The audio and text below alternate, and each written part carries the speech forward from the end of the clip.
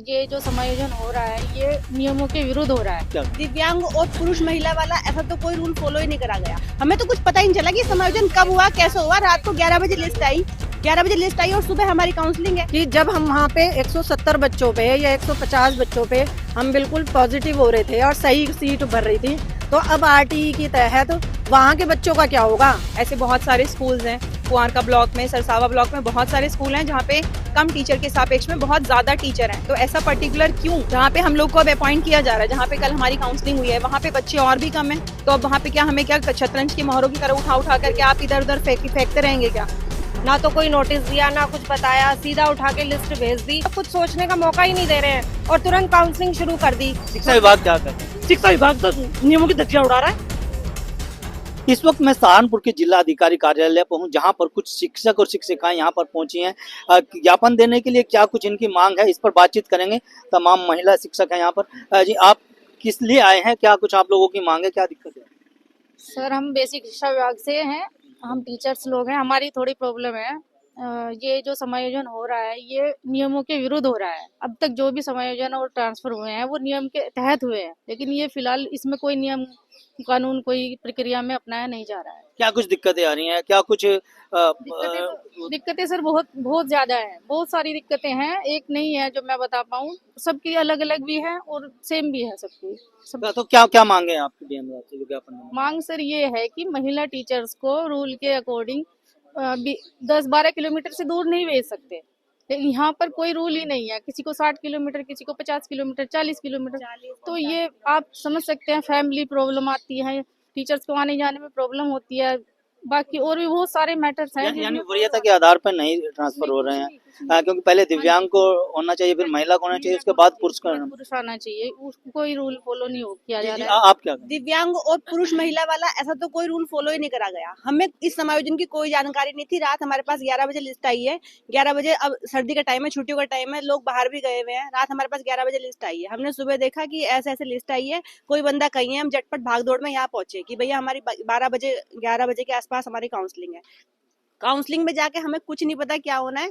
जाके देखते हैं हम कि हमारा लिस्ट में नाम है और ऐसे ऐसे विद्यालय जो हमें पता ही नहीं है, ऐसे विद्यालय जो बहुत इंटीरियर में जाके 40-45 किलोमीटर, जिनके बारे में हमें कुछ कोई जानकारी नहीं है। काउंसलिंग के टाइम पे हमारे सामने वो वाले ऑप्शन रख दिए जाते हैं कि भाई इनमें से चूज करो। अब जिस बंदे को यही नहीं पता कौन सा एरिया कहाँ है, कितनी दूर है, तो अब उनमें से क्या हम चूज करें?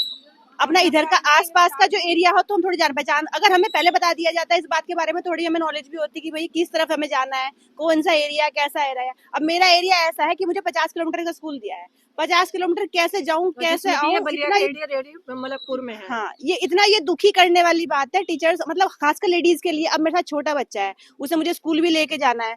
अब स्कूल में वैसे कैसे लेके जाऊं 50 किलोमीटर के स्कूल में? शाम जिलाधिकारी को ज्ञापन देने के लिए आया, क्या कुछ मांगे आप?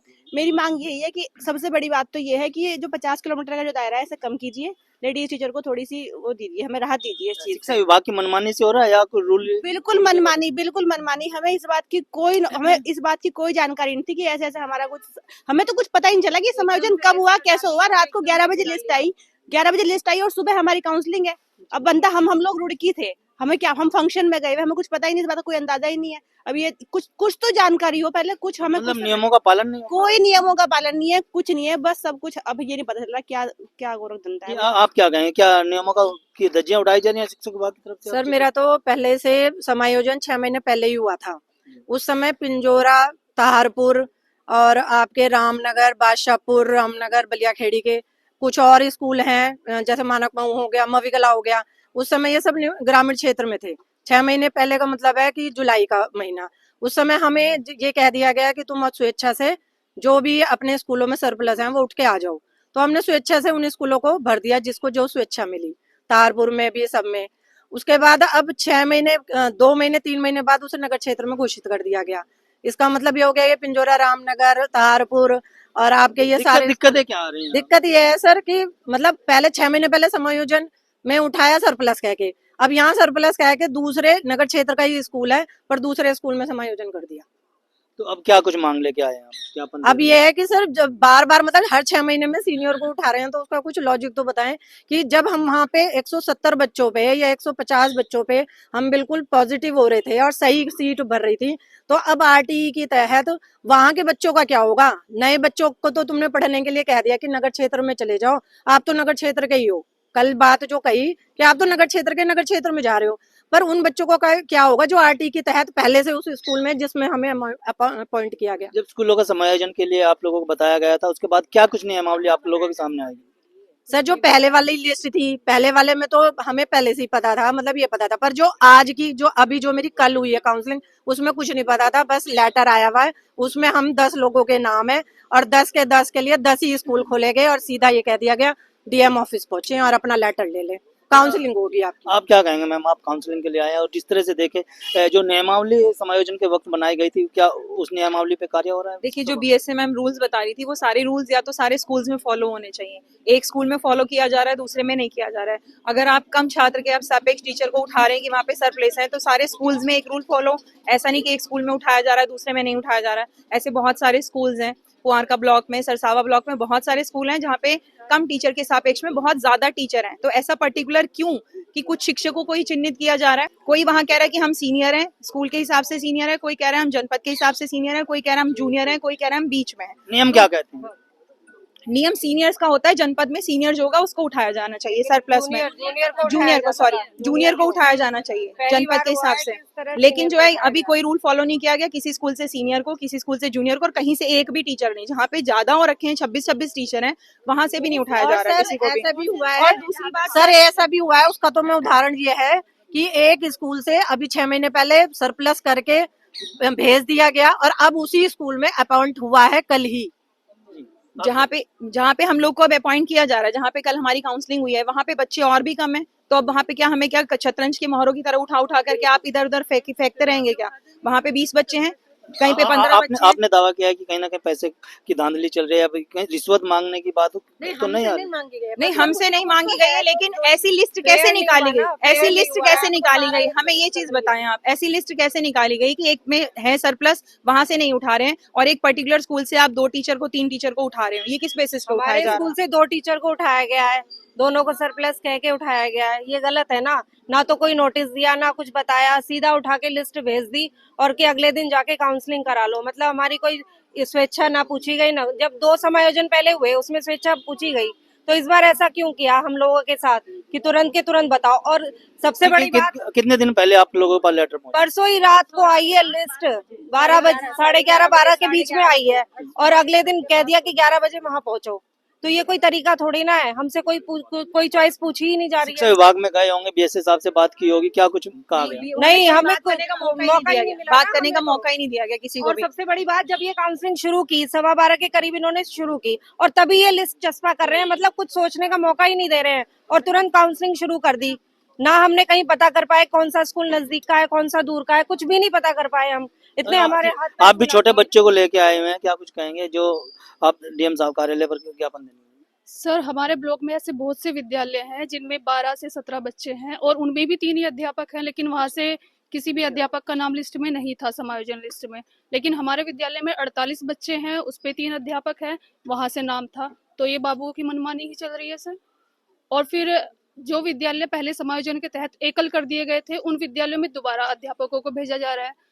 मेरा समायोजन जिस विद्यालय में हुआ है उसमें कुल 3 बच्चे हैं और ऑलरेडी एक टीचर है वहाँ पे।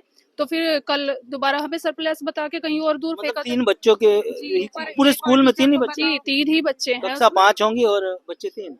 हाँ जी, कक्षा 5 है, क्योंकि वो छोटा गांव है सर। कौन सा स्कूल है? ऐसे काफी गांव खुले हुए थे सर। वो है सांपली स्कूल है और एक अमरपुर में भी 3 ही बच्चे थे। कितने टीचर हैं आप वहाँ पे? एक टीचर है सर। पहले उनको खाली किया गया है समायोजन में ही, क्योंकि आवश्यकता से अधिक टीचर थे, फिर दोबारा उनमें टीचर्स को भेजा जा रहा है। क्या कुछ देखते हैं कि इसके पीछे कोई मनमानी है या कुछ और वजह है? मनमानी भी चल रही है सर। डेली नए नियम आते हैं, पहले उनमें सरप्लस थे टीचर, अब दोबारा उनमें एकल विद्यालय बता के भेजा जा रहा है। और फिर आप क्या कहें, क्या नियमों के आधार पर आप लोगों का समायोजन हो रहा है? नहीं सर, क्यों? क्योंकि दूसरे जनपद में जो है वो जूनियर लिए गए हैं और यहाँ पे कोई सीन ही नहीं है। ये कह रहे हैं कि अगर एक हेड है उसे हेड को इंचार्ज ले रहे हैं तो उसे असिस्टेंट मान लेंगे, लेकिन नहीं, ना तो जूनियर लिया ना सीनियर, बीच से उठा लिया। मेरा सीनियर को उठा रहे हैं, कोई 2 सीनियर उठाए हैं हमारे स्कूल से, जबकि जूनियर का होता था अब तक, और अब सीनियर को उठा रहे हैं, ना बता रहे हैं कुछ भी, एकदम से उठा रहे हैं। वो गलत है ना तरीका। या तो सब जगह एक सा ही नियम लागू हो, पूरे यूपी में एक जैसा नियम लागू होना चाहिए, वो नहीं हो रहा है।